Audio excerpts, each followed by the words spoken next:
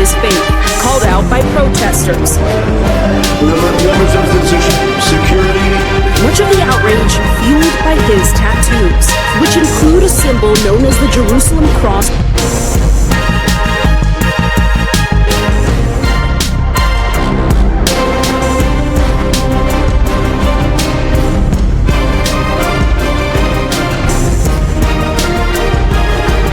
Segundos de conocer al León Carlos. Ahí está.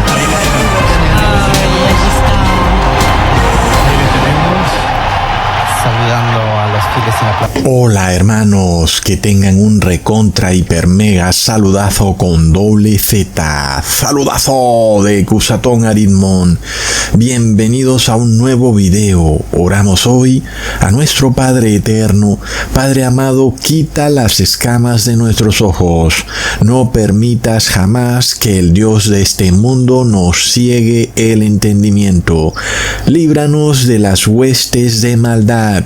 Libéranos de toda potestad espiritual que no está sujeta a ti. En el nombre de Jesús. Amén. Wow, hermanos. Habemos anticristos. Recontra plop. Impresionante todo lo que ha ocurrido en esta semana. Es de locos. Aunque bueno, nosotros esperábamos a otro papa, pero paciencia. Este papa que ha sido ahora elegido tiene también una importancia especial porque es el primer papa de Estados Unidos, sobre todo siendo Estados Unidos una de las naciones más guerreristas del mundo, donde el dinero que Estados Unidos gasta en la guerra sobrepasa de lejos cualquier producto interno bruto de muchas naciones del tercer mundo. Y bueno, y ahora ellos tienen a un papa, ¿no? Vamos a ver cómo está la cosa. Entonces, aquí vamos a saber si el papa de Roma está del lado de la guerra o del lado de la paz. Pero ahora tenemos a un papa de Estados Unidos, una de las naciones más guerreristas del mundo, que además Unidos era una nación protestante.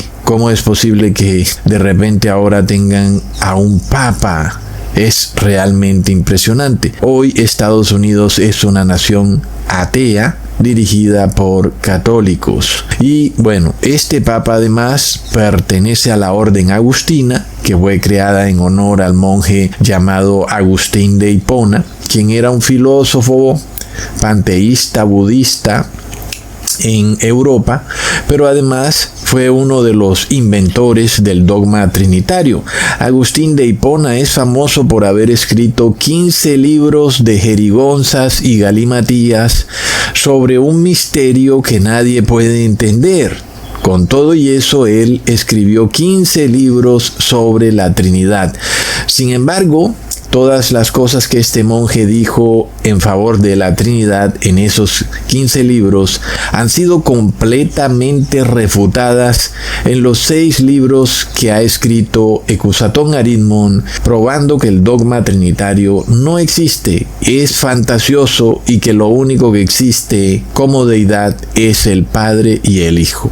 Así que la elección de este Papa gringo puede ser bastante clave en la imposición del dogma trinitario, pero ya veremos cómo ocurren las cosas, porque sabemos que existe una tremenda división en la Iglesia Católica, ¿verdad, hermanos? Como está descrito en el Apocalipsis, la gran ciudad se dividirá en 3 partes, es decir, una terrible división se acerca para la Iglesia Católica, y eso puede llevar a que otro papa se posicione al mismo tiempo que este papa gringo, es decir, que ocurra un cisma, pero ya estará por verse. Es tremendo todo lo que pasa y vemos también que esto sigue avanzando. Mientras tanto, las vírgenes necias, que son la mayoría de personas, siguen durmiendo el sueño profundo y aletargado, y esa es una de las más grandes paradojas que siempre no dejan de impresionarme, porque tú sales a la calle, enciendes las noticias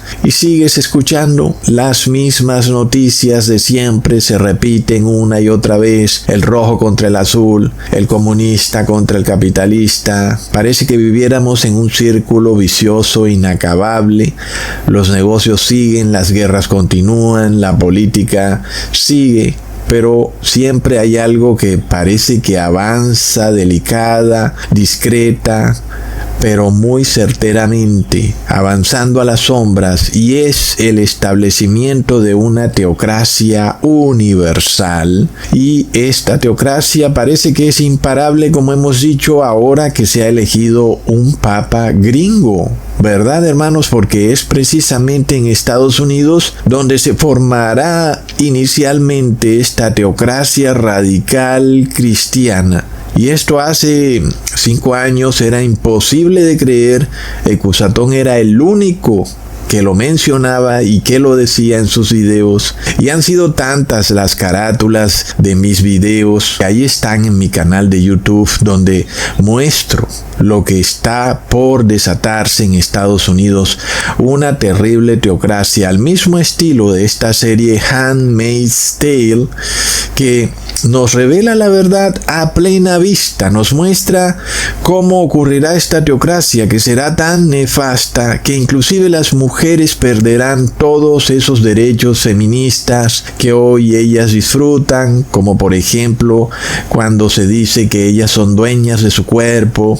Y pronto ya veremos que viene, cómo inclusive las personas serán obligadas a vestirse de una manera recatada. Es algo que empezamos a ver de una manera impresionante cuando hoy algunas personas de ciertos grupos étnicos son perseguidas porque se pusieron un tatuaje. Y ya sabemos que el tatuaje es algo que siempre se ha visto como anticristiano, algo pagano, que de repente las personas empezaron a tatuarse como locas y parecía que los protegía la libertad de expresión, la libertad del libre desarrollo de la personalidad, y plop, de repente un policía te para, como le pasó a este señor Kilmer Abrego. La prueba de su culpabilidad es que tiene la mano tatuada, y ese es todo el asunto. ¿Y qué pasa entonces, hermanos? Pues es lo mismo que viene también para la ropa. Muchas personas de repente ya no van a poder vestirse tal y como se les antojaba. Ahora van a tener que vestirse de acuerdo a una orden o decreto estatal. Y, hermanos, es que esto es de locos. Esta misma semana vimos también a Donald Trump compartiendo una foto de sí mismo vestido como papa. Es decir, hablando de teocracia, yo creo que no hay señal más clara hacia dónde va Estados Unidos. Porque como nosotros sabemos, el protestantismo nunca ha buscado establecer una teocracia. Al contrario, el protestantismo siempre buscó que existiera una división de iglesia y Estado. Ahora, de repente el protestantismo cayó en apostasía y ahora tenemos a la iglesia evangélica, que es una iglesia que se comporta igual que la iglesia católica. Es hija de la iglesia católica y desea, al igual que su madre, establecer una teocracia en Estados Unidos. Y esta señal que nos muestra Donald Trump de poner su foto de él, hecha por la inteligencia artificial, como si él fuera el Papa de Roma, además de hacer como cierto tipo de vaticinio, algo como que parecía él ya saber que el siguiente papa que se elegiría habría de ser de Estados Unidos, también nos revela lo profundo que ha caído Estados Unidos en su apostasía, al pasar de ser una nación protestante a convertirse en una nación católica. Leamos en Apocalipsis capítulo 13, versículo 15 al 16. Y se le permitió infundir aliento a la imagen de la bestia, para que la imagen hablase e hiciese matar a todo el que no la adorase.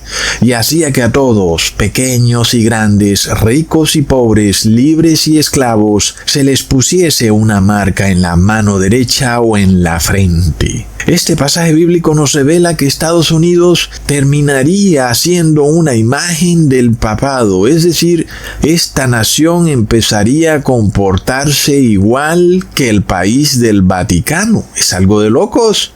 Estados Unidos, la nación del respeto por las leyes, de la Constitución, de la democracia, ahora se vuelve un cierto tipo de monarquía. Ya hemos visto bastantes veces a Donald Trump siendo mostrado como un monarca, como un rey, algo totalmente ajeno a la Constitución de Estados Unidos. Y ahora, un papa gringo, hermanos, es la cereza del pastel demoníaco que están por comerse los moradores de la tierra. Es una cosa de locos. Y bueno, hermanos, realmente uno no puede sino impresionarse de cómo las personas desconocen totalmente la historia de Estados Unidos. Era una nación protestante. Eso quiere decir que era una nación contraria al catolicismo y sobre todo al papado. De hecho, los moradores de Estados Unidos hace 60, 70 años consideraban al papado su enemigo acérrimo. Así como lo oyes, enemigo acérrimo. Miremos cómo ha sido conquistado Estados Unidos. Es una cosa de locos. Y ahora, Estados Unidos pasó de ser una nación protestante, fue totalmente desmoralizada. Todas sus iglesias protestantes fueron infiltradas por la masonería católica. El evangelio eterno fue totalmente pervertido y trastocado al punto de que Estados Unidos se ha convertido en una nación atea y que además de todo es gobernada en un 99% por católicos. No es de locos, hermanos. Es decir, se cumple lo que siempre se ha dicho. La Iglesia Católica prospera en el ateísmo.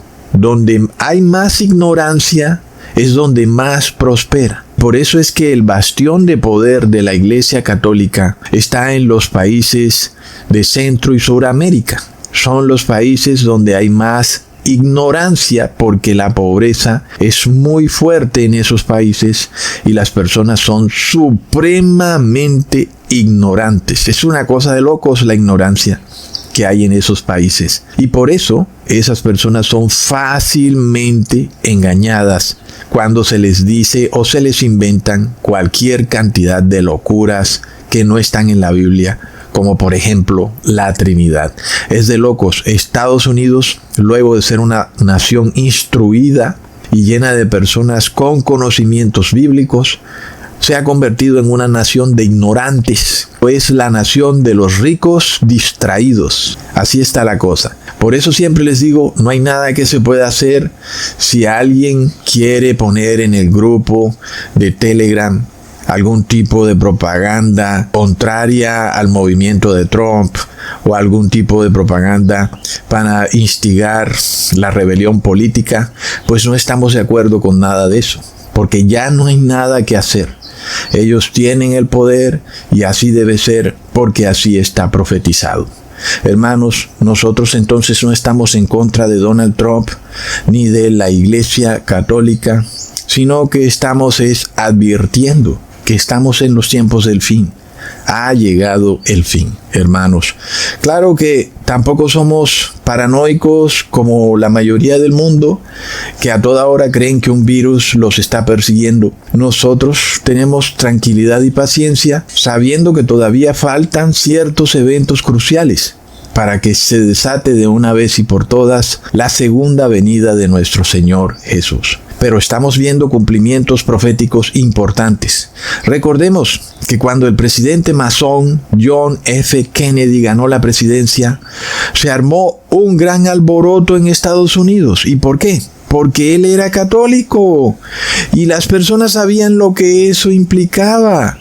Entonces, John F. Kennedy tuvo que dar muchos discursos, explicaciones. Recordamos todo su famoso discurso donde supuestamente él decía que su religión no interferiría con la política y que él estaba en contra de las sociedades secretas y de los juramentos secretos y bla, bla, bla. La política es tremenda, hermanos. Que supuestamente él no se dejaría influenciar por las sociedades secretas y resulta que él era miembro de una sociedad secreta masónica católica llamada los Caballeros de Colón. El presidente John F. Kennedy era caballero 4º grado en esa logia secreta, es decir, que tenía un jefe y él debía obedecer a rajatabla las órdenes de su gran maestre. Y el gran maestre de esa orden debía obedecer a rajatabla las órdenes del gran maestre, que es el Papa de Roma. Entonces este asunto es bastante claro. Cuando el Papa recién elegido llamado Robert Prevost, vemos que su nombre Robert en numerología babilónica es 33. Entonces sigue la masonería, porque fue elegido por 133 cardenales. La masonería está en la Iglesia Católica y podemos ver que con este Papa gringo sigue la masonería, lo cual nos revela que se acerca un cisma. El cisma continúa y continúa la masonería y continúa ese movimiento que hace parte de establecer o de crear una cortina de humo para engañar a muchos católicos, a llevarlos a creer que la gran ramera del Apocalipsis es la masonería, pero no es la masonería, es la Iglesia Católica Masónica. ¿Y cuál es el meollo del asunto? De nuevo, que los masones tienen que obedecerle al Papa de Roma, no a su constitución, a su país. Sin embargo, vimos que luego Kennedy supuestamente fue asesinado. Todo parecía ser una cortina de humo para dejar atrás todo este tema de la masonería. Como que bueno, ya Kennedy era masón, ok, pero ya lo han asesinado, ahora va a ser reemplazado, pero plop. El presidente que lo reemplazó se llamaba Lyndon B. Johnson, quien también era miembro de una logia secreta en la ciudad de Texas, la logia Johnson. Bueno, así que hermanos, ya sabemos que la masonería ha seguido en control, adueñada de Estados Unidos, y es el Vaticano quien controla a la masonería. Sobre todo, que también controla a estas cadenas de televisión, la cadena CNN, inclusive la cadena Fox. Todas son dirigidas por caballeros de Malta y de Colón. Y al mismo tiempo tampoco olvidemos que Trump participó de joven en un desfile de los caballeros de Colón y también de continuo lo vemos hacer claramente el símbolo del diamante, que es un claro símbolo de la masonería. Y por otro lado también, cuando se nos presenta una noticia de Donald Trump con un cuadro de Ronald Reagan a sus espaldas, esa noticia fue creada por algún periódico masónico que está mandando un mensaje a las otras logias masónicas donde el que está a las espaldas de Trump es el presidente Reagan, es decir, que es como un espaldarazo. Ronald Reagan fue el presidente que estableció las relaciones diplomáticas entre el Vaticano y la Santa Sede. Por eso siempre vemos que Donald Trump se toma una foto con Ronald Reagan a sus espaldas. Es muy similar a lo que ocurre con Nayib Bukele cuando sale este cuadro de el Monseñor Romero a sus espaldas. Entonces es de locos, sobre todo cuando el padre de Ronald Reagan, el señor John Edward Reagan, también era miembro de la secta masónica de Caballeros de Colón. Y por otro lado, el presidente Ronald Reagan fue tristemente célebre porque el número de su casa era el 666, que luego fue cambiado más tarde. Finalmente, no olvidemos que Reagan dio un famoso discurso de agradecimiento a los Caballeros de Colón. Es impresionante. Mientras tanto, otro caballero de Colón muy famoso fue el presidente de la Cámara de Representantes, el señor John Boehner, quien fue el que arregló la reunión entre el Papa Francisco y el Congreso de Estados Unidos el 24 4 de septiembre del 2015, y en esa reunión vimos al Papa Francisco ordenándole al Congreso de Estados Unidos a cambiar sus leyes para establecer la doctrina social católica del bien común, en donde los derechos colectivos están siempre por encima de los derechos del individuo, algo totalmente opuesto y contrario a la Constitución de Estados Unidos, y que significa que una persona inocente puede ser encarcelada injustamente si eso beneficia al bien común. Es de locos. Recordemos que el Papa Gregorio XVI dijo que la libertad de conciencia es un error pestilente. Pero antes el Papa León XIII, muy curioso, ¿no? Porque ahora este Papa se llama León XIV. El Papa León XIII le envió una carta al cardenal James Gibbon criticando la Constitución de Estados Unidos. Y luego, cuando el cardenal James Gibbons murió, los caballeros de Colón le construyeron una estatua en su honor en Washington. Plop.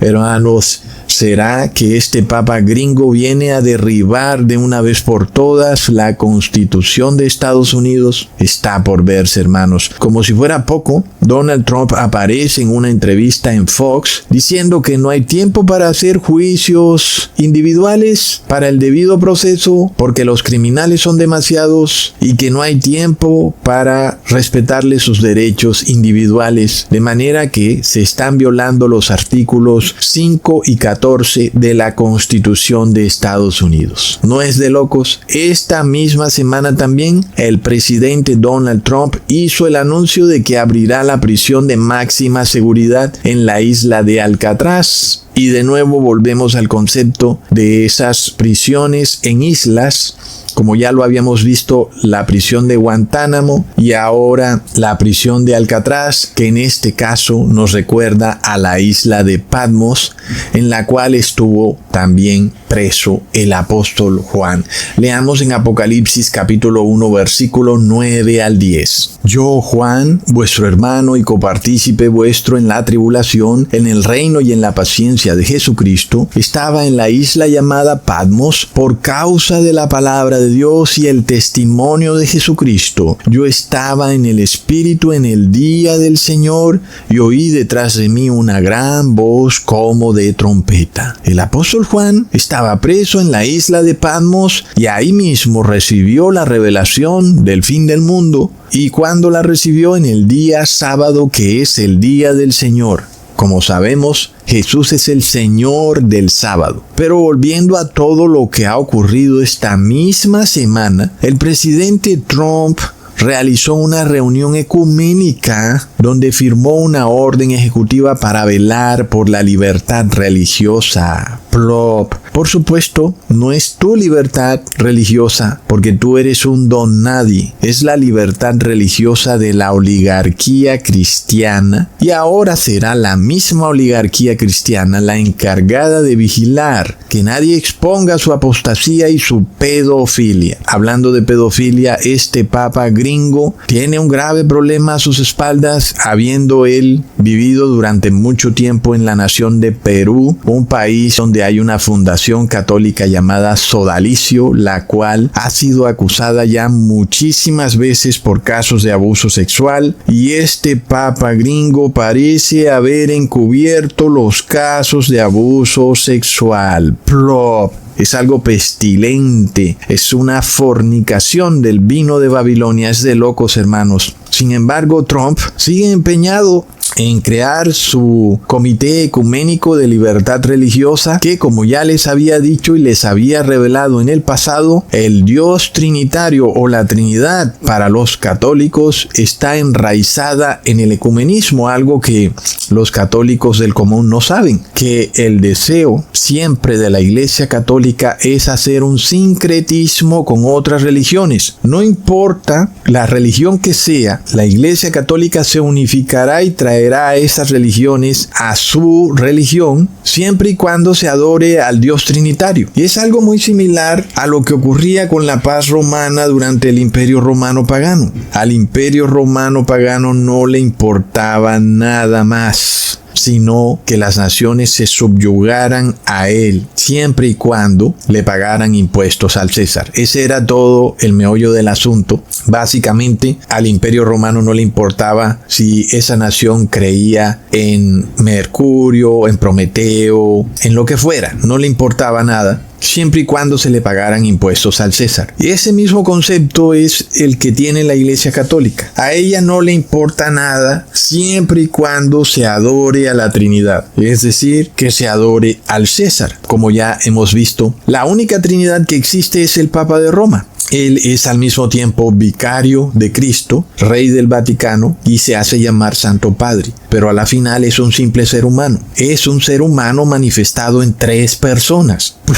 Luego el secretario de Defensa de Donald Trump, es decir, esto ya se salió de madre, hermanos. Esto es algo ya de locos. El secretario de Defensa de Donald Trump, el señor Pete Hegseth, el hombre salió muy orgulloso en una foto en una piscina con su torso descubierto y tenía un símbolo bizarro, ¿no? Ya sabemos qué es lo que pasa con estas cruces extrañas, pues es lo mismo que vimos con la cruz de Hitler. Era una cruz, solo que no es la cruz a la que estamos acostumbrados a ver, la cruz sencilla, pero la Iglesia Católica tiene un montón de cruces que hacen referencia a sus movimientos secretos, a algo muy oculto que hay dentro de ella. Este señor abiertamente muestra esa cruz, la cruz de los caballeros templarios. Es decir, imaginémonos, hermanos, el grado de soberbia de estas personas. Ya tienen el poder y están mostrando abiertamente que el Vaticano conquistó a Estados Unidos. Es algo que es irreversible. Hermanos, no olvidemos también que esa cruz de los caballeros templarios apareció durante el funeral del presidente Johnny Carter. Justo ahí debajo de su ataúd, ahí mismo estaba la cruz de los caballeros templarios. Y hermanos, está a plena vista, ¿ok?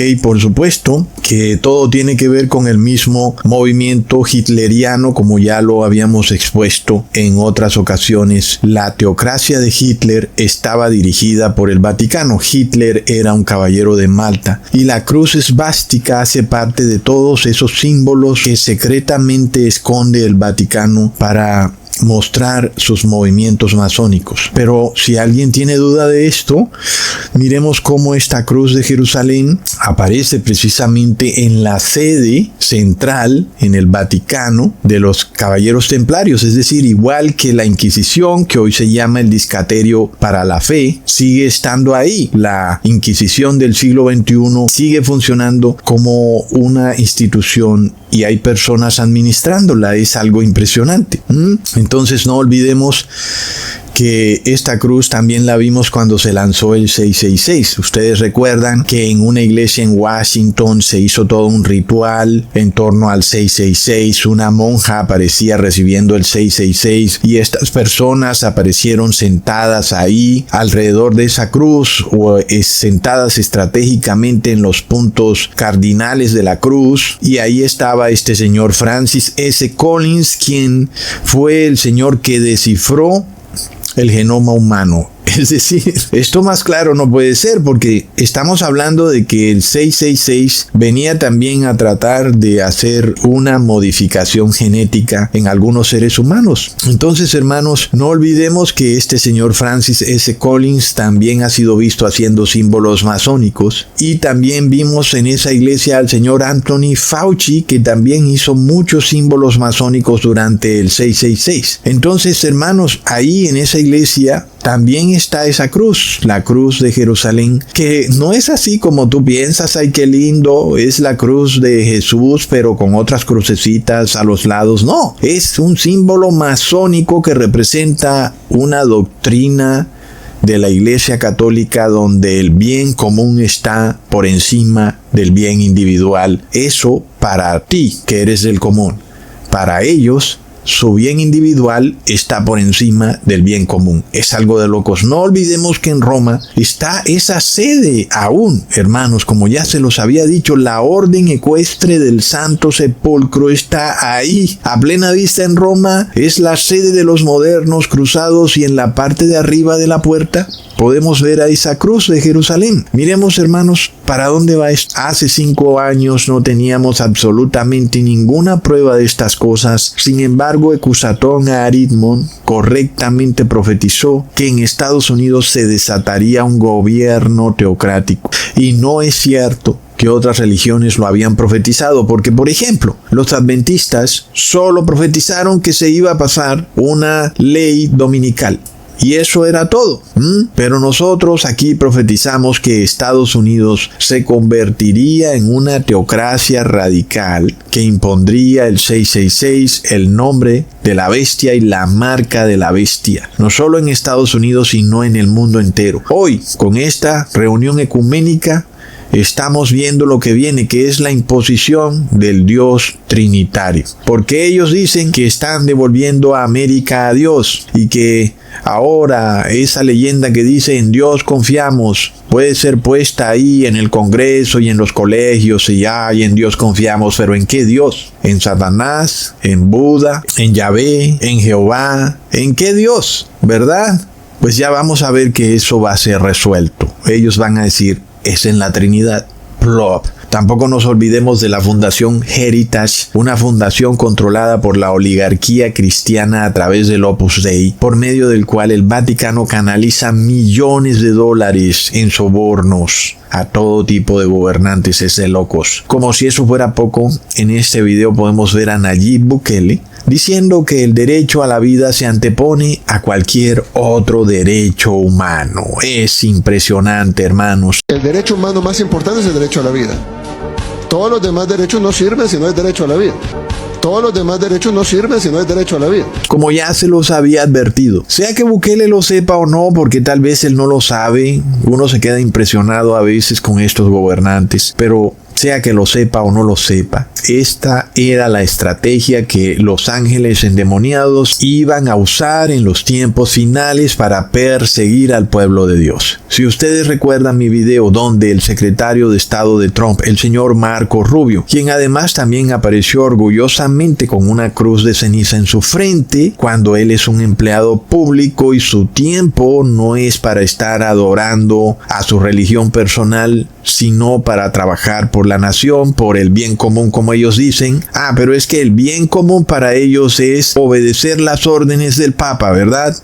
Entonces, ¿qué pasa? Marco Rubio está bajo las órdenes del Papa de Roma, y eso significa que la Constitución de Estados Unidos debe ser hecha a un lado. En un video les mostré cómo se intentó en el año 1888 imponer un decreto religioso en Estados Unidos. La nación que tiene separación de iglesia y Estado buscaba imponer el domingo como día de reposo. Y por eso entonces fue citado al Congreso un señor adventista del séptimo día llamado A.T. Jones, quien desbarató los sofismas de todos estos senadores masónicos que querían unir la iglesia y el Estado, porque esos senadores pretendían introducir el sofisma de que los decretos religiosos hacían parte de las potestades del César, y que por tal motivo cuando Jesús dijo dad al César lo que es del César y a Dios lo que es de Dios, eso supuestamente no excluyó al César de pasar decretos religiosos que tuvieran relación con Dios,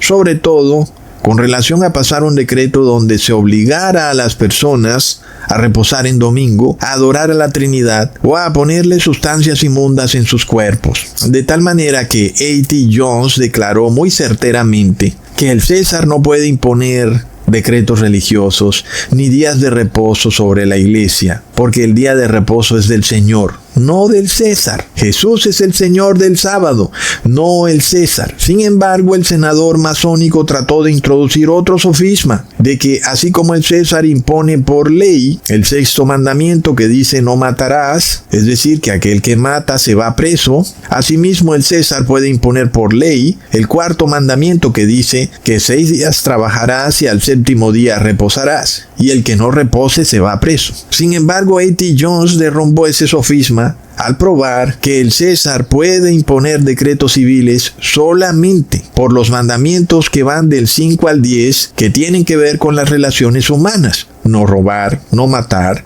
no levantar falso testimonio, no codiciar. Ok. pero no puede imponer decretos civiles que van de los mandamientos del 1 al 4, que tienen que ver con la relación individual entre el hombre y Dios. Pero, como sabemos, en los tiempos finales, el anticristo, que es el Papa de Roma y que ahora es este señor Robert Prevost, o el Papa León XIV, este es el moderno César, que ahora quiere imponer decretos civiles basados en esos falsos mandamientos de la Iglesia Católica que van del 1 al 4. Pero ya sabemos que no quieren imponer decretos civiles sobre los mandamientos del 5 al 10, es decir, no robar. A las personas las dejan robar libremente. Ahí no hay problema, que roben tranquilamente, no van a hacer nada hasta que las personas acepten que ellos también tienen derecho a legislar sobre los mandamientos del 1 al 4. No es impresionante, hermanos. Lo podemos constatar diariamente. Ves y ponle un denuncio a un ladrón de estos porque te ha robado el celular. No va a pasar nada, ¿ok? ¿Y por qué? Porque es una agenda. Hasta que no les den el derecho a ellos de legislar y de decretar sobre los otros mandamientos que van del 1 al 4. Ellos no van ni a legislar ni a decretar sobre los mandamientos del 5 al 10. Es lo que vimos en El Salvador. Fue una nación sumida en la guerra y en el robo y en la matanza, que son la violación de mandamientos del 5 al 10, y no se iba a hacer nada hasta que no se le diera una autoridad total a un gobernante que ahora viniera a violar los derechos humanos y sobre todo a imponer una religión a las otras personas por la fuerza, como vemos a Bukele siempre con el cuadro de Monseñor Romero a sus espaldas. Entonces, hermanos, como las palabras de este señor A.T. Jones fueron tan contundentes, porque es apenas obvio que el Estado debe velar porque las personas no roben, no maten, que son los mandamientos del 5 al 10, pero el Estado no tiene injerencia en los mandamientos del 1 al 4, es decir, el César no tiene por qué pasar decretos religiosos de días de reposo, de adoración a la Trinidad, o inclusive de obligarte a adorar a científicos. Entonces, ¿cuál era la próxima artimaña o sofisma que introducirían los ángeles caídos? Sería tomar ese sexto mandamiento que dice no matarás y mezclarlo con los otros mandamientos del 1 al 4. Y aquí tenemos nosotros ya un ejemplo claro, ya lo hemos visto, con lo que ocurrió en el 2020, donde al cristiano se le exigía que adorara a los científicos. Estos seres de bata blanca, corruptos, fueron erigidos como los modernos becerros de oro del siglo XXI, las modernas vacas sagradas de la gran Heliópolis universal. Todo lo que salía de sus bocas era infalible, era la nueva palabra de un semidios ajeno que el mundo acogió rápida y explosivamente. Y no importaba de qué religión eras, fueras ateo, budista, católico, evangélico, nihilista, zoroastrista, panteísta, brujo, wicano, satanista, vudú, testigo de Jehová, adventista o lo que tú quieras, todos se hicieron un becerro de oro y desnudaron sus brazos, repitiéndose de forma sorprendente el mismo episodio del pueblo hebreo en el desierto, quienes se hicieron un becerro de oro y luego procedieron a desnudarse. Leamos en Éxodo capítulo 32, versículo 25. Y viendo Moisés que el pueblo estaba desnudo, porque Aarón lo había desnudado para vergüenza entre sus enemigos. En la Biblia Reina Valera 1960 dice que el pueblo estaba desenfrenado, pero no, estaba desnudado. Y es algo de locos porque miremos que la manera de vestir de las mujeres hoy en día hizo que fuera normal algo que hace 200 años hubiera sido visto como un poco bizarro. Es decir, que una mujer tuviera que levantarse la blusa, mostrar una parte de su cuerpo para poder recibir un medicamento. ¿Qué pasa ahí? Hace 200 años las mujeres usaban sus vestidos con mangas largas, había mucho pudor, no estaba bien visto que una mujer usara ropa corta o ropa que mostrara inclusive sus hombros. Entonces, vivimos en unos tiempos donde el pueblo sale desnudo a las calles y eso facilitó la agenda de imponer el 666. Mujeres que salen a la calle en pijama o en ropa interior, solo que no es blanca. pero hace 200 años hubiera sido claramente vista como ropa interior. Y esto facilitó la imposición del 666, pero si lo mismo hubiera ocurrido hace 200 años, el hecho de querer desvestir a una mujer para ponerle un medicamento hubiera sido señal de alarma. ¿Verdad, hermanos? Entonces, aquí se nos presentó un sofisma. El sexto mandamiento estaba en juego, que dice no matarás, es decir, la vida, el derecho a la vida. Y básicamente, el derecho a la vida o el sexto mandamiento fue mezclado con el primero y segundo mandamiento, porque ahora tú, para defender ese derecho a la vida, tenías que adorar a los científicos, tenías que arrodillarte ante ellos, lamerles la suela de los zapatos y tenías que aceptar todo lo que saliera de sus bocas como palabra de Dios. Plop. Entonces se mezclaron el sexto mandamiento con el primero y el segundo para que el César pudiera imponer un decreto religioso, que en este caso fue el 666. Es una artimaña bastante interesante, muy inteligente, no puede negarse, ¿verdad, hermanos? Y eso fue lo que llevó a que muchos jueces aceptaran este sofisma en donde una persona tenía que ser despojada de su libertad de conciencia y su derecho de adoración a Dios, porque la vida del colectivo estaba en juego. Y el César sí tenía derecho para legislar sobre el sexto mandamiento, que es la protección de la vida de los individuos, que se supone que para eso está el Estado, para proteger la vida, ¿verdad, hermanos? Entonces el Estado ahora dice, yo necesito proteger la vida de las personas, pero para eso ustedes tienen que adorar lo que yo diga que deben adorar y deben creerle a estas personas todo lo que ellos digan, porque ellos son los semidioses de la nueva Heliópolis global. ¿Lo vemos, hermanos? Entonces, así como en los tiempos de Aarón, quien tomó zarcillos de oro de todas las personas y erigieron ese becerro de oro, pues eso se repitió en el 2020. Se erigió el gran becerro de oro de la ciencia y del elixir mágico y de los científicos. Tú tenías que creerles todo y tenías que adorarlos, tenías que hacerte una imagen de ellos y tenías que obedecerles a rajatabla. Es una estrategia que conocemos como el bien común y nosotros sabemos que la Iglesia Católica precisamente para esa situación modificó los mandamientos del 1 al 4, no que lo hubiera hecho, recién ocurrió eso, pero la Iglesia Católica ya lo tenía hecho. Las personas que eran católicos y cristianos aletargados no podían ver que los mandamientos del 1 al 4 de la Iglesia Católica están falseados. Entonces, cuando tú miras el primer mandamiento que dice amar a Dios sobre todas las cosas, no puedes encontrar ningún conflicto con el hecho de que se te obligaba a creerle a los científicos todo lo que ellos dijeran. No porque tú decías que tú sí estabas amando a Dios sobre todas las cosas. Tú amabas a Dios. Luego la Iglesia Católica eliminó el segundo mandamiento, de manera de que no podías ver que se estaban haciendo una imagen de Dios. Estos científicos se estaban convirtiendo en algo así como un Dios en la tierra. ¿Y qué pasa ahí? Es una violación del segundo mandamiento.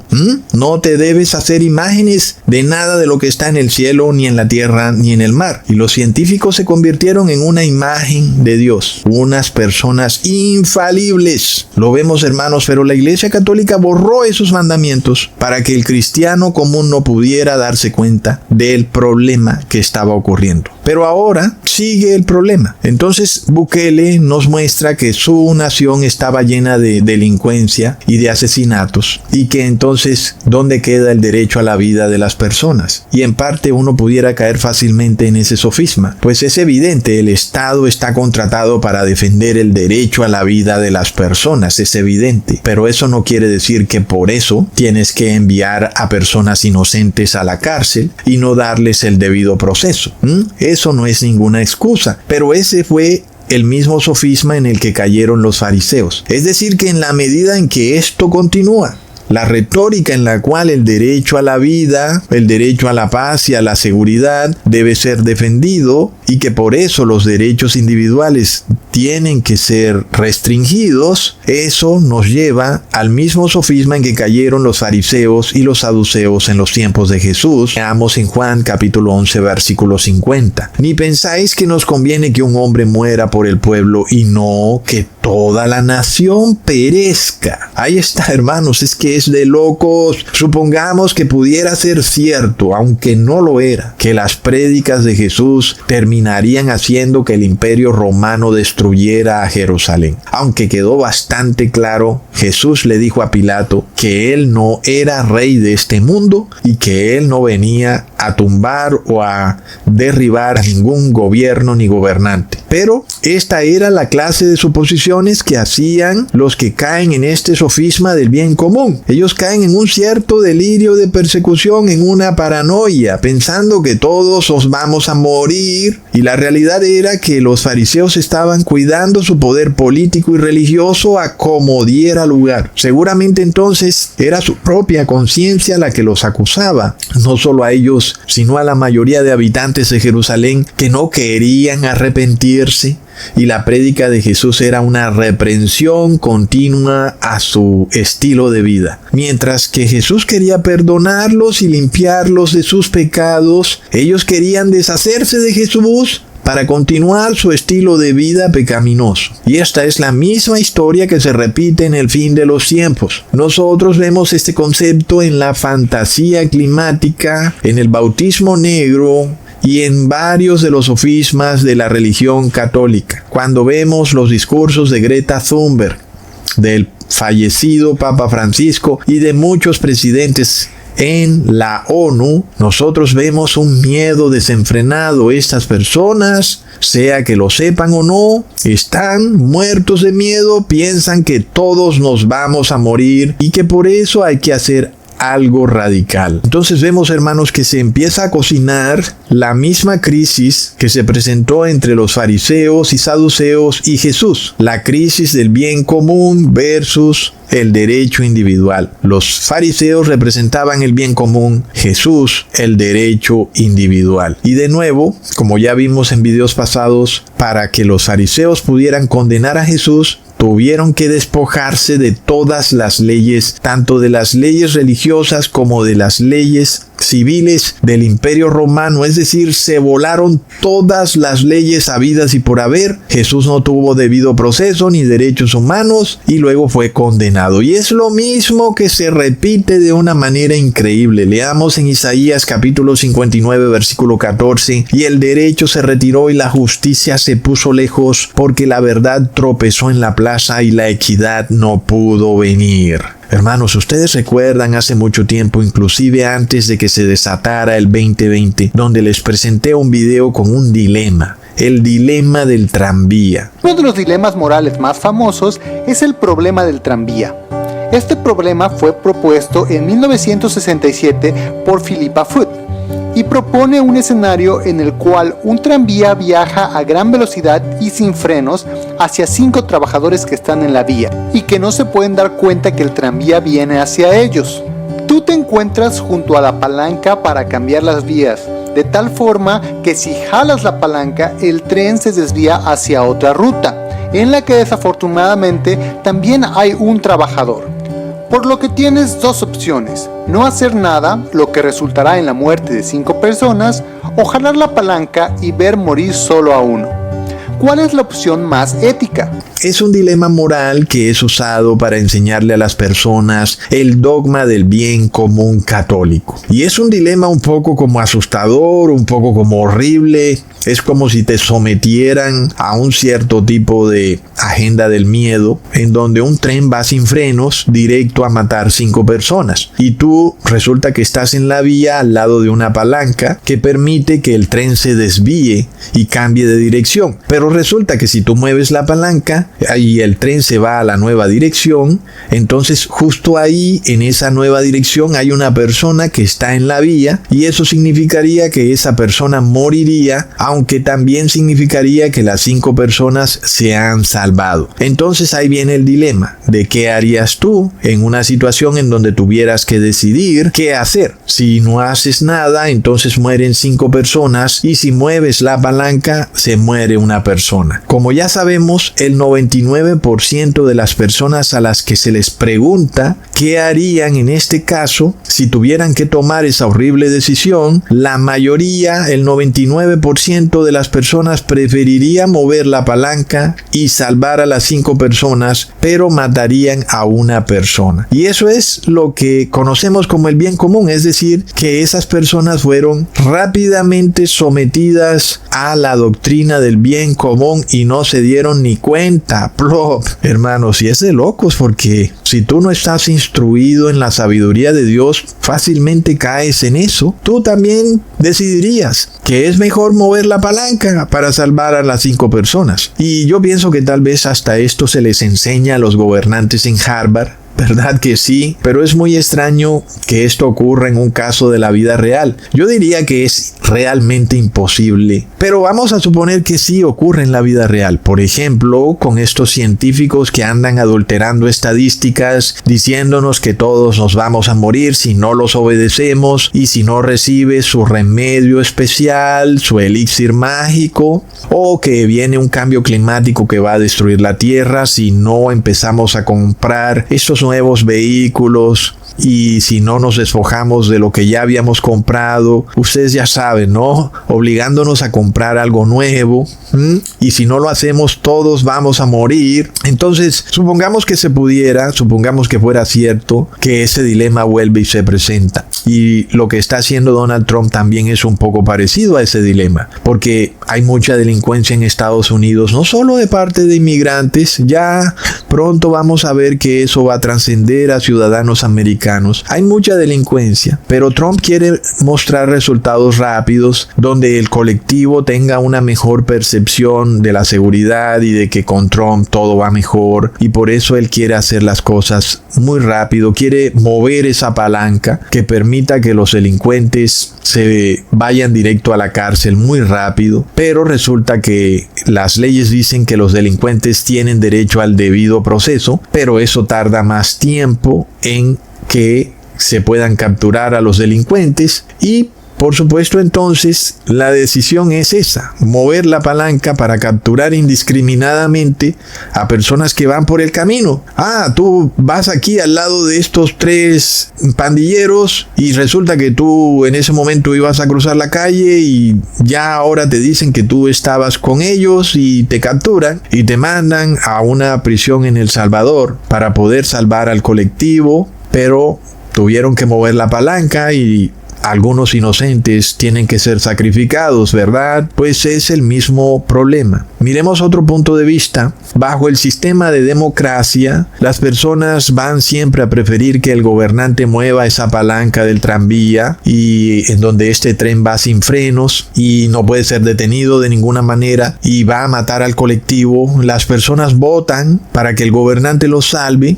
Y eso quiere decir que el gobernante que es elegido está obligado a mover la palanca y capturar a ciertos inocentes para salvar al colectivo. Esto es lo que ocurre en la democracia. Pero luego también tenemos a la república constitucional, en donde hay leyes, hay una constitución y hay derechos humanos que deben ser defendidos, sobre todo los derechos del individuo. Y resulta que según esas leyes, no importa si la mayoría votara para que el presidente baje la palanca, ¿verdad?, para salvar al colectivo y matar al individuo. Sin embargo, la Constitución no se lo permite, y entonces el presidente no puede bajar la palanca por más que él quisiera. Y este es el sofisma del bien común, que en este caso no se podría aplicar en una república constitucional. Ahora, como la mayoría de naciones de América son repúblicas constitucionales con contadas excepciones, el Vaticano se ha inventado varios artilugios para permitirle al gobernante que mueva esa palanca, volándose la Constitución. El primero es el estado de emergencia, bajo el cual la Constitución queda suspendida. El segundo es el supuesto concepto de que el derecho a la vida del colectivo está por encima del derecho a la vida del individuo, como ya vimos y como lo dice el señor Nayib Bukele, el Estado debe velar por el derecho a la vida. Y este es el dilema precisamente en el que se vieron sometidos los fariseos y saduceos, y para ellos, si permitían que Jesús siguiera predicando, supuestamente el imperio romano iba a destruir a la nación, y entonces el derecho a la vida del colectivo iba a ser arrasado, y por tal motivo Jesús, que era inocente, debía morir para salvar al colectivo. Lo que ocurrió fue todo lo contrario, que por haber asesinado a un inocente, el colectivo terminó siendo arrasado. Así que cuando nosotros empezamos a ver esto que ha pasado con Kilmer Abrego, sea que él es inocente o no, pero el punto en cuestión es que no le han dado el derecho al debido proceso.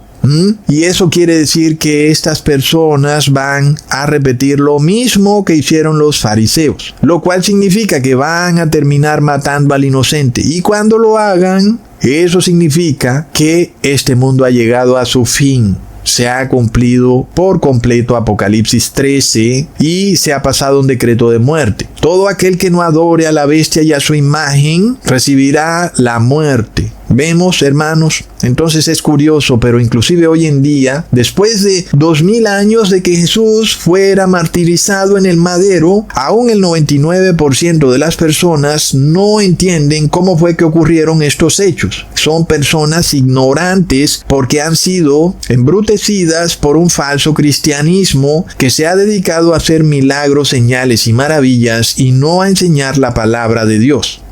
Hoy en día el 99% de los cristianos estarían de acuerdo inclusive en que si estuvieran obligados a tomar una decisión, preferirían mover la palanca para tratar de salvar a la mayor cantidad de personas.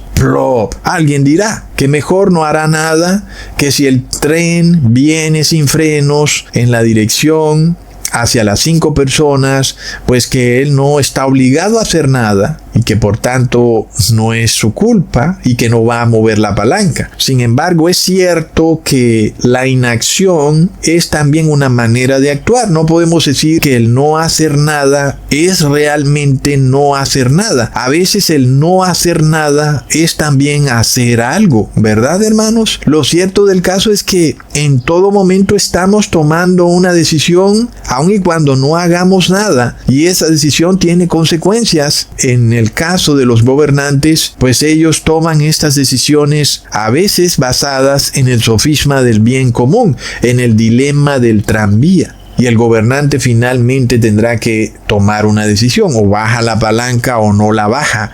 En ambos casos el gobernante está tomando una decisión. No mover la palanca no puede ser vista como que no tomó una decisión. Sí tomó una decisión. Tomó la decisión de no mover la palanca. Los fariseos y saduceos y el 99% de los judíos tomaron la decisión de bajar la palanca, colgaron a Jesús en el madero, y eso quiere decir que es obvio, el sofisma de el bien común no funciona, y el dilema del tranvía es un dilema que no está siendo analizado correctamente, ni por los fariseos ni por los gobernantes de hoy en día. Porque miremos las tremendas encrucijadas que se le presentan al ser humano, pero también al gobernante. Porque cuando uno analiza detenidamente este dilema, uno ve que el individuo que está solo en la vía, donde el tren no iba a pasar por ahí, pues ese individuo que estaba en la vía había actuado correctamente porque había sido precavido. Él sabía que en ese día el tren no pasaba por ahí y que aún si el tren se habría quedado sin frenos, no podía matarlo, porque él estaba parado en un sitio donde el tren no pasaría por esa parte. Pero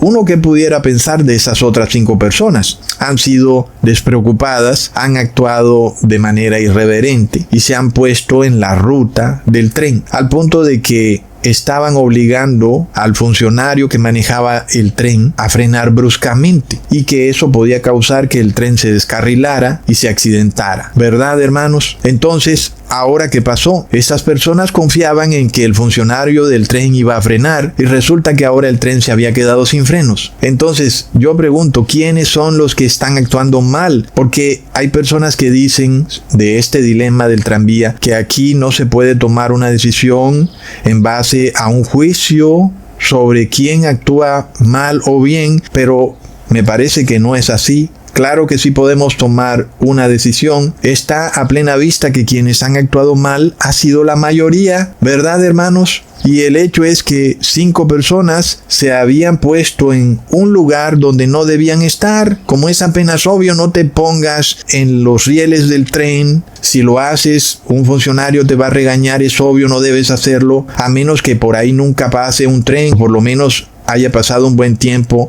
donde ahí nunca ha pasado el tren. Pero si estás en una ruta donde el tren pasa diariamente, te van a regañar. Entonces es obvio que estas 5 personas sí estaban actuando mal. Ahora, el hecho de que 5 personas fueran a morir no nos da derecho a tomar la vida de un individuo para salvar la vida de otros 5 individuos, porque es como instrumentalizar la vida para lograr un objetivo. Es reducir la vida a un concepto utilitario, convertir la vida en un objeto en donde tú lo usas para lograr algo, como si tú quisieras subir a un segundo piso y tomaras un banco y te montaras en él y subieras al segundo piso. No puedes hacer eso con la vida de un individuo. La vida es sagrada y es valiosa y no puede ser reducida a un objeto utilitario para lograr un objetivo, como una especie de líquido de frenos adicional, una especie de colchón que lograría evitar la muerte de esas otras 5 personas despreocupadas. Ese es otro punto clave. La vida de un individuo no puede ser usada para salvar al colectivo,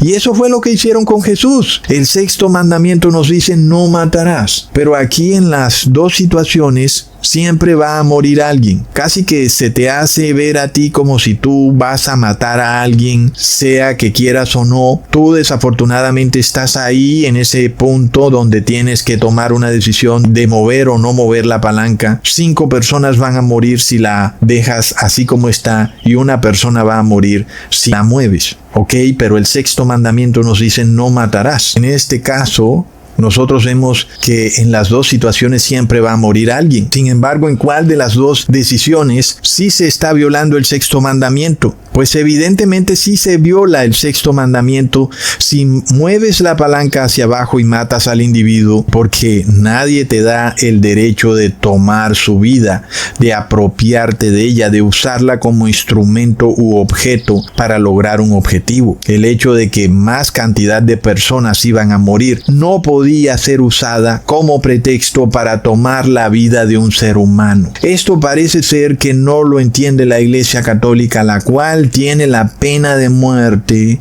en su catequesis católico. Ella no entiende. La pena de muerte no puede ser usada para salvar el bien común, que es su doctrina. ¿Ok? La vida es siempre un derecho inalienable, no solo del colectivo, sino también del individuo. Pero aquí viene el sofisma, que el gobernante debe respetar o proteger el derecho a la vida del colectivo, pero no del individuo. ¿Qué es eso, hermanos?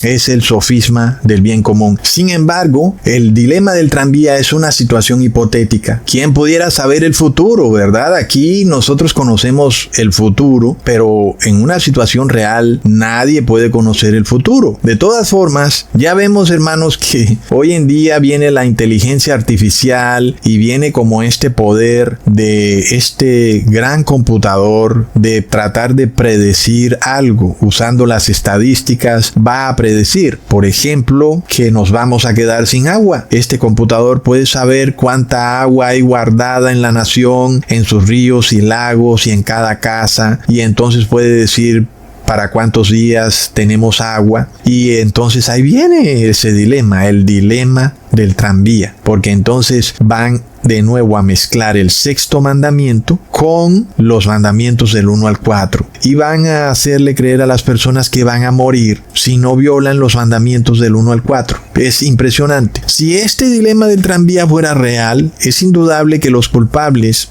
eran las 5 personas que estaban atravesadas por donde pasaría el tren. Inclusive ellos esperaban que el tren frenara cuando los viera, pero no contaban con que el tren se había quedado sin frenos. Y luego el individuo que estaba en la otra vía era una persona que había actuado correctamente, se había cerciorado de que por ahí no iba a pasar el tren. Así que es bastante injusto que venga alguien y baje la palanca y haga pasar el tren por donde nunca pasaba y lo mate a él, porque él se había puesto en un lugar donde el tren no debía pasar.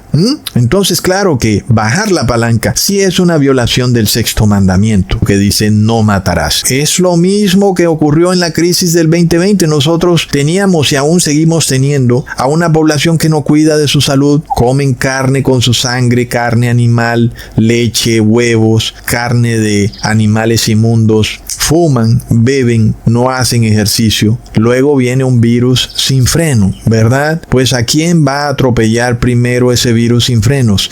Obviamente a una población mayoritaria que está ahí en la vía por donde pasa el virus, que es donde están las personas que beben licor, que fuman, que comen carne con sangre, huevo, leche y quesos. Por ahí es que pasa la vía del virus sin frenos, ¿verdad, hermanos? Y resulta que en la otra vía por donde no pasa el virus, que es donde están los que comen granos, verduras, frutas y no comen ningún producto animal, ni leche, ni huevo, ni quesos, por ahí no pasa el virus. Entonces, la solución, según el dilema del tranvía, era descarrilar el virus para que pasara por donde están todas las personas, incluyendo a los que estaban ubicados en un sitio por donde el virus no iba a pasar, ¿verdad, hermanos? Entonces querían obligarnos a que el tren del virus pasara sobre nosotros, introduciendo en nuestro cuerpo un virus atenuado. Mira, el virus no te va a hacer daño, está atenuado, pero tú vas a servir de colchón, vas a servir para que haya inmunidad de rebaño y se salve el rebaño. Pues es un concepto bastante injusto, porque también podía ocurrir, como en efecto ha pasado, que ibas a morir y que el que recibía ese virus atenuado también moría, y eso para defender la vida del colectivo. Pues ya vemos que es un sofisma bastante tergiversado, porque aquel que hace lo correcto termina muriendo por aquellos que hacen lo incorrecto. El sofisma es bastante claro, hermanos. Cuando se nos hace creer que respetar los derechos de un criminal está mal, porque eso es promover la impunidad. Si ese fuera el caso, ¿por qué hace 50 años Estados Unidos sí podía respetar los derechos humanos de los criminales? No, ya no puede. Nosotros volvemos al mismo problema, en donde tenemos a una clase gobernante que ya no quiere respetar ningún tipo de leyes. No respetan ni las leyes civiles ni las leyes de Dios, no respetan nada. Lo único que conocen es que el dinero funciona. Si hay dinero, la gente está feliz. Si no hay dinero, se formó el pandemonium. Pero no hay respeto por las leyes. Es algo de locos. Hace 50 años el aborto y la eutanasia eran ilegales. Hoy son legales. Es decir, que las leyes están totalmente trastocadas. El sofisma del bien común es simple y llanamente salvar al culpable, nada más porque son la mayoría, y condenar al inocente, nada más porque son la minoría. Y en ese caso, entonces, el sofisma del bien común fue usado por los fariseos y saduceos para matar a Jesús. Entonces, ¿por qué viene el Papa Francisco al Congreso de Estados Unidos a decirles que de ahora en adelante impongan el bien común, porque los cristianos deben ser perseguidos con base en el sofisma del dilema del tranvía? Lo vemos, hermanos. Esta semana ha sido de locos. Nosotros vimos a este papa gringo cuyo nombre es Robert. Nos da 33 en numerología y sigue la masonería presente, ¿verdad, hermanos? vienen a hablarnos ellos de respeto por las leyes cuando ellos son o están sometidos a las leyes del Papa de Roma, no a las leyes de su misma nación. La nación donde nació este señor, Robert Prevost, es Estados Unidos y debería ser, como ciudadano de Estados Unidos, obediente a la Constitución de Estados Unidos, pero plop, ahora es Estados Unidos el que debe someterse a los dogmas del Papa de Roma. Y es algo locos, es la nación entera sometida a los designios de un ciudadano. Entonces, ¿dónde quedó el supuesto bien común, verdad, hermanos? Todo es una falsedad. Y nosotros esperábamos otro papa, pero ya veremos qué pasa. Hay que tener paciencia en ese tema, hermanos, porque recordemos que así pasó con el 666. De repente se aplacó y de nuevo, 2 años más tarde, vuelve y resurge el tema, pero ahora un poco más sigiloso, más discreto, pero sigue siendo indudablemente el 666. Mientras tanto, no olvidemos que en los tiempos finales nosotros seguiremos viendo extraños milagros, señales y maravillas de parte de los líderes del cristianismo. Y por eso la palabra de Dios los llama el falso profeta, es decir, los pastores evangélicos que siguen haciendo bajar fuego del cielo a la tierra. Leamos en Apocalipsis 13, versículo 13 al 14. También hace grandes señales de tal manera que aún hace descender fuego del cielo a la tierra delante de los hombres y engaña a los moradores de la tierra con las señales que se le ha permitido hacer en presencia de la bestia, mandando a los moradores de la tierra que le hagan imagen a la bestia que tiene la herida de espada y vivió. Y cuando la palabra dice que este poder hace descender fuego del cielo a la tierra, se refiere directamente al poder de los pastores evangélicos que hacen estos extraños milagros, señales y maravillas, inclusive haciéndole creer a algunos que están recibiendo la unción del Espíritu Santo de Jesús, cuando en realidad reciben es posesión demoníaca. Un ejemplo claro de esto es este bautismo que me envía una hermana, donde pareciera que la muchacha está poseída por el demonio, pero cuando ella entra al agua, el demonio como que se molestó porque ella estaría supuestamente siendo bautizada en agua. Pero aquí estamos ante otro ejemplo de este engaño del que nos advierte este pasaje bíblico. Y vamos a demostrar un poco el por qué el bautismo en agua es totalmente inservible. Como ya lo he hecho en otros videos, el bautismo en agua no sirve para nada, no deberías hacerlo. Es algo que fue tolerado en los inicios de la iglesia, pero que en estos tiempos finales Dios ya no lo puede sufrir, no lo puede tolerar. Es una ceremonia inservible, convertida en realidad en un gran engaño para someter a estos cristianos que son vírgenes necias. Leamos en Juan capítulo 1 versículo 22 al 25. Y le dijeron: Pues ¿quién eres para que demos respuesta a los que nos enviaron? ¿Qué dices de ti mismo? Dijo: Yo soy la voz de uno que clama en el desierto. Enderezad el camino del Señor, como dijo el profeta Isaías. Y los que habían sido enviados eran de los fariseos, y le preguntaron y le dijeron: ¿Por qué pues bautizas si tú no eres el Cristo, ni Elías, ni el profeta? Entonces, la pregunta era bastante clara. Juan, ¿por qué bautizas? Es decir, no es algo que debería hacerse. El que debería bautizar es Cristo.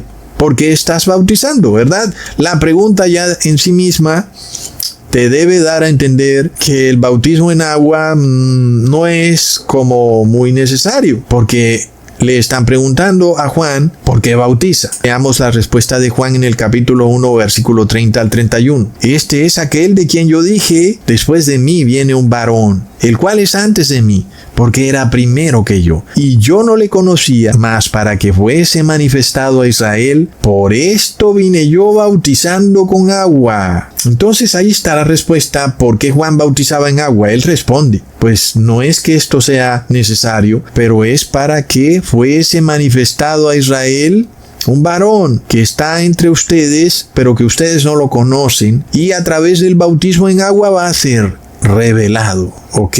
Leamos el versículo 33 al 34 en el mismo capítulo. Y yo no le conocía, pero el que me envió a bautizar con agua, aquel me dijo: sobre quien veas descender el Espíritu y que permanece sobre él, ese es el que bautiza con el Espíritu Santo. Y yo le vi y he dado testimonio de que este es el Hijo de Dios. Ahora, si Jesús bautiza con el Espíritu Santo, ¿para qué querríamos bautizarnos en agua, verdad? No tiene como mucha lógica. Sin embargo, como hay personas que les fascina esto de ir a una iglesia y hacer todo un show, ¿ok?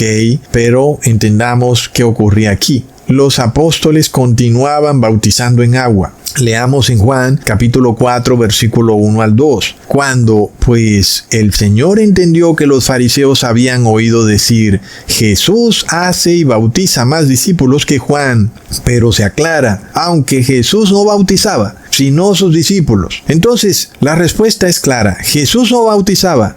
Eso quiere decir que el bautismo con el Espíritu Santo todavía no podía hacerse. Y quiere decir que si ocurría un bautismo, era porque debía ser un bautismo en agua, ¿verdad? Porque si Jesús estuviera bautizando en Espíritu Santo, era obvio que entonces no había necesidad de bautismo en agua. El hecho mismo de que los discípulos continuaban bautizando en agua nos revelaba que faltaba todavía algo por ocurrir para que empezara el bautismo en Espíritu Santo. Y es porque aún Jesús no había sido glorificado. Leamos en Juan capítulo 17 versículo 5. Ahora pues, Padre, glorifícame tú al lado tuyo, con aquella gloria que tuve contigo antes que el mundo fuese. Jesús no iba a bautizar igual que Juan el Bautista, es decir, en agua. Por eso Jesús debía ser primero glorificado, es decir, debía morir primero en el madero y resucitar, ya no solo como hijo de hombre, sino ahora también como hijo de Dios. Leamos en Juan capítulo 7 versículo 38 al 39. El que cree en mí, como dice la Escritura, de su interior correrán ríos de agua viva. Esto dijo del Espíritu que habían de recibir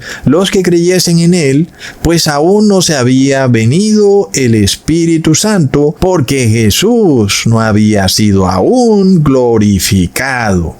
Miremos qué contundente y cristalina es la palabra de Dios. Cómo es que las personas se siguen bautizando en agua, sin entender que tenemos ahora un Jesús glorificado que nos puede bautizar en Espíritu Santo y fuego, hermanos. Ahora, sin embargo, las personas durante el ministerio de Jesús veían que los apóstoles bautizaban en agua. Y eso podía crear cierta confusión, ¿verdad?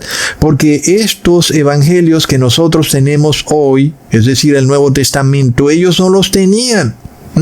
Entonces ellos veían que quienes se bautizaban en agua ahora se convertían en discípulos de Jesús. Sin embargo, el verdadero bautismo es en Espíritu Santo, que es el bautismo de Jesús. Y aclarando también que ese bautismo no puede ocurrir de forma individual, porque sabemos que hay personas que deducen así fácil: yo no tengo necesidad de nada y Jesús me va a bautizar en Espíritu Santo y yo voy a ser el Señor de la cuadra. Pues no es así, ¿ok? Tú tienes que ir a una iglesia, debes congregarte. En este caso, hoy en día no podemos hablar de iglesias de ladrillo porque todas están colapsadas en apostasía, pero tú puedes congregarte aquí con nosotros en nuestro grupo de Telegram y puedes ser parte de esta iglesia. Y es a través de la iglesia que se da el bautismo con el Espíritu Santo, ¿ok? Solo ocurre a través de la iglesia, por supuesto. No a través de una iglesia caída en apostasía, como algunos dicen: oh, en la iglesia hay cizaña y hay trigo. Y entonces eso no importa, así será hasta el fin de los tiempos. Pues no es lo que dice el Evangelio, ¿verdad, hermanos? Dice que todos los apóstoles estaban en la iglesia unidos en uno. Es decir, que no había cizaña y trigo, hermanos, como dicen los de la iglesia adventista plop. Leamos en Hechos capítulo 1 versículo 3 al 5. A quienes también después de haber padecido se presentó vivo con muchas pruebas indubitables, apareciendo apareciéndoseles durante 40 días y hablándoles acerca del reino de Dios, y estando juntos, les mandó que no se fueran de Jerusalén, sino que esperasen la promesa del Padre, la cual les dijo: oísteis de mí, porque Juan ciertamente bautizó con agua, mas vosotros seréis bautizados con el Espíritu Santo dentro de no muchos días. Plop, está claro, hermanos, son palabras contundentes de Jesús. Primero, estableciendo la iglesia verdadera cuando les dice: permanezcan todos juntos, esperando la promesa del Padre. Y luego aclara: Juan bautizaba en agua, pero ustedes serán bautizados con el Espíritu Santo. Como nosotros ya sabemos, hermanos, ellos debían esperar la fiesta del grano nuevo, que en hebreo se dice Shavuot y en griego se dice Pentecostés. Pero la cizaña ya había sido expulsada. ¿Quién era la cizaña? Era Judas. Judas había sido expulsado, hermanos. Entonces, aquellos que dicen que en la iglesia debe haber cizaña y trigo, no ocurre así. Mientras haya cizaña en la iglesia, no viene la unción del Espíritu Santo, hermanos, ¿ok? Leamos en Hechos capítulo 2, versículo 1 al 4. Cuando llegó el día de Pentecostés, estaban todos unánimes juntos, y de repente vino del cielo un estruendo como de un viento recio que soplaba, el cual llenó toda la casa donde estaban sentados, y se les aparecieron lenguas repartidas como de fuego, asentándose sobre cada uno de ellos, y fueron todos llenos del Espíritu Santo, y comenzaron a hablar en otras lenguas, según el Espíritu les daba que hablasen. Es tremendo.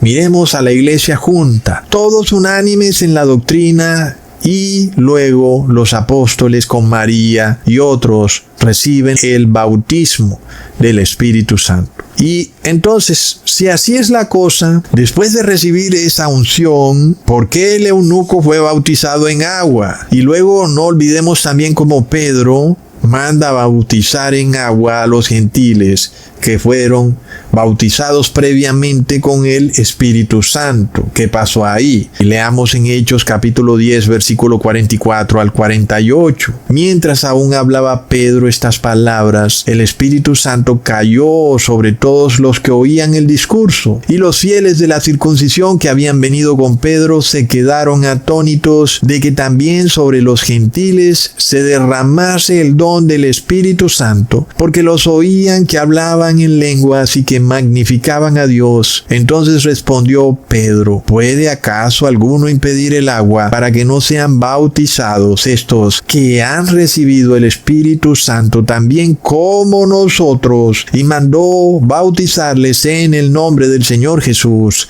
Entonces le rogaron que se quedase por algunos días. Y esto es lo que vamos a descifrar en este video. ¿Por qué Pedro mandaría a bautizar en agua a personas que ya habían recibido el bautismo del Espíritu Santo, igual que él? Es decir, él mismo lo está reconociendo. Ellos han recibido el Espíritu Santo igual que nosotros. Es decir, están al mismo nivel de Pedro, al mismo nivel espiritual. No es que Pedro es mayor, no. Ya ellos recibieron el Espíritu Santo. Pero aquí a nosotros se nos quiere hacer creer que hay un ser que es mayor que todos, el supuesto representante de Dios en la tierra, el que es el Petro romano. Este es el Papa Robert Prevost, el León XIV, el anticristo, que se quiere hacer creer superior a todos, y resulta que todo el que reciba la unción del Espíritu Santo es igual que todos. No hay alguien que tenga una unción superior a otro, y aunque uno puede tener unas virtudes y otro otras, a la final todos son parte del mismo cuerpo, de la misma iglesia. Entonces, hermanos, ¿qué pasa? ¿Por qué Pedro hace eso? Diciendo: ¿quién puede impedir el agua para que estas personas se bauticen? Pero ya vimos que inicialmente había como cierta situación, porque los apóstoles seguían bautizando en agua mientras Jesús aún no había sido glorificado. Entonces, claro que eso se podía prestar para una confusión. ¿Por qué estas personas fueron bautizadas en agua? ¿Por qué nosotros no? ¿Acaso ellos son miembros mejores de la iglesia y nosotros no podemos ser miembros de la iglesia, y ustedes bautizaban en agua. Todo el mundo vio a los apóstoles bautizando en agua. Ahora ellos no tenían el Nuevo Testamento como para ver las diferentes situaciones donde había un bautismo en el Espíritu Santo sin necesidad de un bautismo en agua. Y también tenemos otra razón de peso, una razón muy importante para que de alguna manera se continuara dando el bautismo en agua, como ya les había dicho en otros videos, hacía parte del inicio de la iglesia y por eso debía permitirse, porque además había una división entre judíos y gentiles, que era un problema grande, porque no debía ocurrir así. Si estamos hablando de la iglesia de Cristo, no puede haber diferencia ni en judío, ni en gentil, ni en griego. Todavía hay algunos locos que nos quieren decir que el judío es mejor que nosotros y que se va a salvar en sus pecados nada más porque es judío. Pero ya vemos que este era el problema que ocurría en ese momento. Pues Pedro estaba bautizando públicamente a gentiles y entonces debía haber una muestra pública, una muestra que fuera visible por todos de que esos gentiles ahora eran miembros de la iglesia. Porque ya sabemos qué ocurre con el bautismo del Espíritu Santo, que nadie sabe por dónde viene ni hacia dónde va. Pero cuando tú te bautizas en agua hay una demostración pública. Entonces ahora aquí hay una ceremonia que es pública, que hace que el que está viendo desde afuera pueda ver que aquel que se ha bautizado en agua ahora se ha arrepentido de sus pecados y es miembro de la iglesia. Eso puede o parecía tener cierta importancia, porque cuando alguien que está afuera ve a otro que se está bautizando, pues esa persona que está afuera es llevada a bautizarse, es llevada a hacer lo mismo que hizo el otro. De alguna manera ve que el otro pudo cambiar su estilo de vida y convertirse a un nuevo hombre, y entonces la ceremonia del bautismo es tolerada por eso, porque tiene un carácter público que no solo derrumba ese muro de separación entre los judíos y los gentiles, sino que ahora también tiene un carácter de mostrar que aquella persona ahora es miembro de la iglesia de Cristo. Por eso se toleró el bautismo en agua, aún y después de que ya Jesús había sido glorificado y ahora era el bautismo en Espíritu Santo. Leamos en Hechos capítulo 19, versículo 1 al 6. Aconteció que entre tanto que Apolos estaba en Corinto, Pablo, después de recorrer las regiones superiores, vino a Efeso, y hallando a ciertos discípulos, les dijo: ¿recibisteis el Espíritu Santo cuando creísteis? Y ellos le dijeron: ni siquiera hemos oído si hay Espíritu Santo. Entonces dijo: ¿en qué pues fuisteis bautizados? Y ellos le dijeron: en el bautismo de Juan, o sea, el bautismo de agua. Dijo Pablo: Juan bautizó con bautismo de arrepentimiento, diciendo al pueblo que creyesen en aquel que vendría después de él, esto es, en Jesús el Cristo. Cuando oyeron esto, fueron bautizados en nombre del Señor Jesús, es decir, en el bautismo del Espíritu Santo. Y habiéndoles impuesto Pablo las manos, vino sobre ellos el Espíritu Santo, y hablaban en lenguas y profetizaban. Es decir, hermanos, que podemos ver que estas personas se habían bautizado en agua y no habían recibido el Espíritu Santo, como se nos hace creer que todo el que se bautiza en agua recibe el Espíritu Santo. Pues no es así.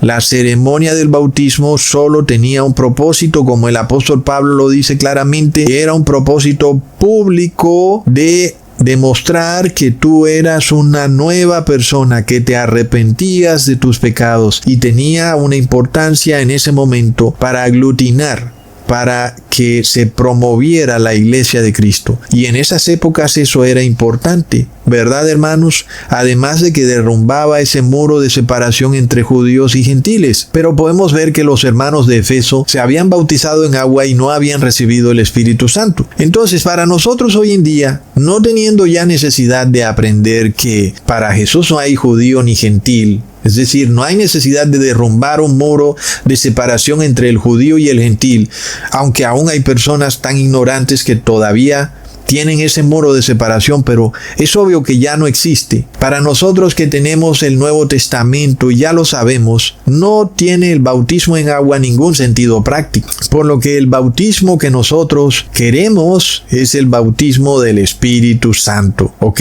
Y Otro punto importante es que cada vez que los apóstoles imponían las manos, venía el Espíritu Santo. Alguien dirá entonces, de la misma manera que el bautismo en agua, que se necesita la imposición de manos para que el Espíritu Santo venga sobre esa persona. Algo que ha sido muy tergiversado por los pastores evangélicos, hermanos. Leamos en Hechos capítulo 8, versículo 14 al 17. Cuando los apóstoles que estaban en Jerusalén oyeron que Samaria había recibido la palabra de Dios, enviaron allá a Pedro y a Juan, los cuales, habiendo venido, oraron por ellos para que recibiesen el Espíritu Santo, porque aún no había descendido sobre ninguno de ellos, sino que solamente habían sido bautizados en el nombre de Jesús. Entonces les imponían las manos y recibían el Espíritu Santo.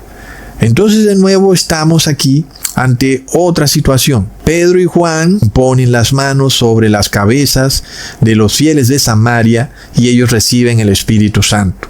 Alguien dirá entonces que hay que ponerle las manos sobre las cabezas a las personas para que puedan recibir el Espíritu Santo. Y nosotros ya vemos que es algo que la iglesia evangélica con sus falsos profetas ha tergiversado de una manera impresionante. Todos hemos visto imágenes de estos pastores tocando las cabezas de las personas caen derribadas al suelo, se quedan pataleando. Y Apocalipsis 13 nos revela que esos son esos milagros, señales y maravillas en donde este falso profeta imitaría la unción del Espíritu Santo de Jesús, pero las personas reciben eso, un espíritu inmundo. Entonces volvemos al mismo punto, ¿ok? Si el bautismo en agua fuera necesario, entonces imponer las manos sobre alguien es necesario. Pero nosotros leemos Hechos de los Apóstoles y sí, hay muchas veces donde en efecto los discípulos imponían las manos en las cabezas de las personas y caía el Espíritu Santo. Sin embargo, cuando se presentó el derramamiento inicial, es decir, durante la fiesta de Pentecostés, no hubo imposición de manos. Entonces, ¿por qué esta diferencia? ¿Verdad, hermanos? Y es que es la misma situación. El bautismo en agua tenía una importancia de que era un evento público y lo mismo lo era el imponer las manos en la cabeza de las personas. Era de alguna manera algo público, algo que era visible a las demás personas, y eso hacía que otras personas quisieran también recibir esa bendición, porque imagínate, si las personas están ahí nada más sentadas en la sinagoga y unos están recibiendo el Espíritu Santo y nadie se da cuenta y otros no, y los que no se dieron cuenta se fueron para su casa, pues como que eso haría que la iglesia no iba a progresar. Pero cuando hay una manifestación visible, cuando el discípulo está poniendo las manos sobre la cabeza, eso de alguna manera hace que otros que están sentados quieran también recibir esa bendición. Y por eso se toleraba o se permitía que la unción del Espíritu Santo llegara a los gentiles y a los judíos de esa manera. Era algo público y era importante que fuera público. Entonces, por eso se permitía el bautismo en agua y la imposición de manos. Cumplían una función pública y eclesial de hacer que la iglesia siguiera progresando y extendiéndose por todo el mundo. Pero es obvio que no se requería de ninguna de las dos cosas para recibir el Espíritu Santo. Y volvemos de nuevo a Hechos 10, versículo 41 al 44. No a todo el pueblo, sino a los testigos que Dios había ordenado de antemano, a nosotros que comimos y bebimos con él después que resucitó de los muertos, y nos mandó que predicásemos al pueblo y testificásemos que él es el que Dios ha puesto por juez de vivos y muertos, y de este dan testimonio todos los profetas, que todos los que en él creyeren recibirán perdón de pecados por su nombre. Pero mientras aún hablaba Pedro estas palabras, el Espíritu Santo cayó sobre todos los que oían el discurso. Aquí vemos que no hubo ni bautismo en agua, ni imposición de manos. Sin embargo, lo que sí había era que estas personas escuchaban el discurso de Pedro. Como dice la palabra, la fe es por el oír. Entonces, el Espíritu Santo no necesita de ninguna demostración pública en un caso en donde esta demostración solo se hace como un show, como para engañar a las demás personas. Mírenme, soy cristiano. Pues no funciona de esa manera. El Espíritu Santo también puede caer sobre aquellos que deseosamente lo buscan, que escuchan la palabra. Y entonces cae el Espíritu Santo de Jesús sobre esas personas. Pero no fue necesario ni el bautismo en agua, ni la imposición de manos. Por supuesto que en estos tiempos finales, nosotros que vemos que la iglesia en un 99% está en apostasía, no necesitamos ir a una iglesia, ni a bautizarnos en agua, ni a que nos impongan las manos. Antes, por el contrario, corremos el riesgo de salir poseídos por el demonio de esa iglesia. Entonces, ahora nosotros podemos tener la tranquilidad de que recibimos el Espíritu Santo igual que esas personas que eran testigos del discurso de Pedro, escuchando la palabra en oración y guardando los mandamientos de Dios, y sobre todo todos unánimes juntos orando por la unción del Espíritu Santo, no solo para nosotros, sino para todos, para las familias y para todos los que quieran recibirla, la verdadera unción. Hermanos, leamos en Hechos capítulo 10, versículo 18 al 19. Cuando Simón vio que el Espíritu se daba por la imposición de las manos de los apóstoles, les ofreció dinero, diciendo: dadme también a mí esta autoridad, de manera de que todo aquel sobre quien yo imponga mis manos reciba el Espíritu Santo. Ahí está lo que ocurre hoy en día con las iglesias evangélicas. Y es lo mismo que ocurre con el bautismo en agua, y por eso nosotros vimos lo que le ha ocurrido a esa muchacha, que pareciera que recibe una unción y que hay como que un exorcismo del demonio, pero ya les voy a probar porque es fácilmente discernible y que ninguna de las dos cosas ocurrió realmente, hermanos. Porque lo que hoy tenemos es una imitación de estas dos ceremonias, del bautismo en agua y de la imposición de manos, para supuestamente ungir a las personas con el Espíritu Santo, pero esas personas son ungidas con el espíritu del demonio. Muchas personas no tienen discernimiento sobre eso y no saben que en realidad reciben a un espíritu inmundo, impostor. Pero es fácil de discernir, hermanos. Por ejemplo, miremos el caso de la muchacha. Cuando ella entra al agua, inmediatamente que toca el agua o que entra en la tina, empieza a revolcarse como loca, y entonces viene una pregunta muy básica: ¿es que acaso el demonio está combatiendo con el Espíritu Santo de Dios y por eso esta muchacha sigue revolcándose en el agua? El demonio no quiere dejarla, y entonces como que hay una pelea entre Jesús y el demonio. ¿Acaso Jesús no es tan poderoso? ¿Acaso Jesús no sujetó a todos los demonios y huestes espirituales de maldad a sus pies? ¿Verdad, hermanos? ¿Qué pasa aquí? Porque nosotros vimos que Jesús expulsa a un demonio y la orden es clara. El demonio no puede quedarse como combatiendo, como peleando, como que no me voy, como que me voy a quedar aquí y que tienen que venir a pelear. Pues no puede ser así. Entonces vemos que estamos ante un show, sea que la muchacha lo sepa conscientemente o sea que ella no entienda lo que está pasando.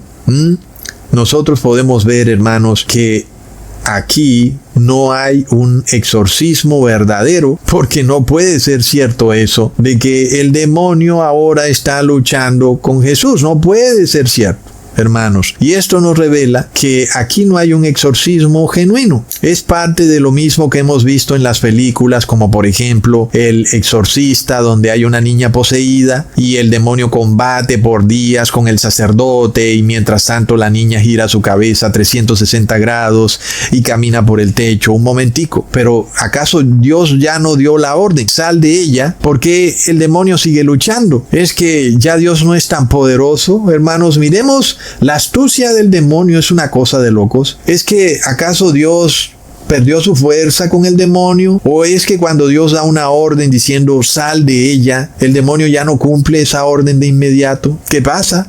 Leamos en Marcos capítulo 1 versículo 23 al 26. Pero había en la sinagoga de ellos un hombre con espíritu inmundo. ¿Dónde lo habrá cogido, verdad, hermanos? En la sinagoga. Ahí lo agarró el espíritu inmundo. Y dice el espíritu inmundo: ¿qué tienes con nosotros, Jesús Nazareno? ¿Has venido para destruirnos? Sé quién eres, el Santo de Dios. Pero Jesús le reprendió diciendo: cállate y sal de él. ¿Será que el espíritu siguió hablando, hermanos?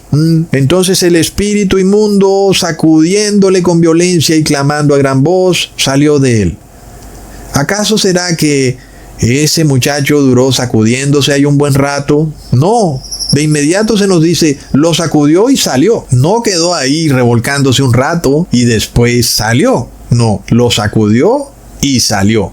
Hermanos, se nos revela entonces que aunque el demonio sacude al hombre poseído con violencia, no es un sacudón que dura minutos, no es una lucha, sino que es simplemente el último sacudón y el demonio salió de ese hombre. Así que todos estos exorcismos mediáticos, exorcismos de mucho show, donde la persona se revuelca por varios minutos en una tina de agua o en la iglesia y eso dura un largo tiempo, ¿verdad? Ya nada más en eso podemos saber que es un engaño, ¿verdad? Porque la orden de Dios es inmediata. Sal de ahí. Y el espíritu inmundo tiene que salir y punto. No hay como para que se presente esa lucha que vemos en las iglesias. Así que por eso, hermanos, es importante que guardemos los mandamientos de Dios, para que tengamos discernimiento de todas estas cosas, porque mientras estemos en pecado y no nos arrepintamos, el demonio tiene el derecho y el poder para cegar nuestro entendimiento. Pero yo no tengo que inventarme nada, hermanos. Ustedes mismos pueden ver cómo semana a semana los eventos nos revelan que vamos directamente a un tiempo de prueba en donde el cristiano que guarda los mandamientos de Dios y tiene la fe de Jesús será perseguido por el bien común, para salvar al colectivo pecador e inmoral del lago de fuego, porque para allá es que va el colectivo. ¿Cuál es la manera que ellos tienen para salvarse del lago de fuego? Hacer que todo el mundo caiga en pecado. Como dicen ellos, estamos todos juntos en esto. Todos somos pecadores y aquí nadie se va a arrepentir. Todos van a recibir sustancias inmundas en sus cuerpos. Todos van a reposar en domingo. Todos van a adorar a la Trinidad. Plop. Pero ya Dios nos reveló que no lo van a lograr, porque 144,000 guardarán la ley de Dios, estarán de pie con Jesús en el monte Sión. Y así que, hermanos, corramos esta carrera bien corrida, mantengamos la frente en alto, soportemos la prueba con la esperanza intacta, no retrocedamos jamás, siempre miremos hacia adelante, siempre la vista puesta en la santa ciudad, porque por amor a los elegidos los días serán acortados y entonces estaremos con Jesús por toda la eternidad. Hermanos, les mando un abrazo y un saludazo. Hasta pronto, hermanos.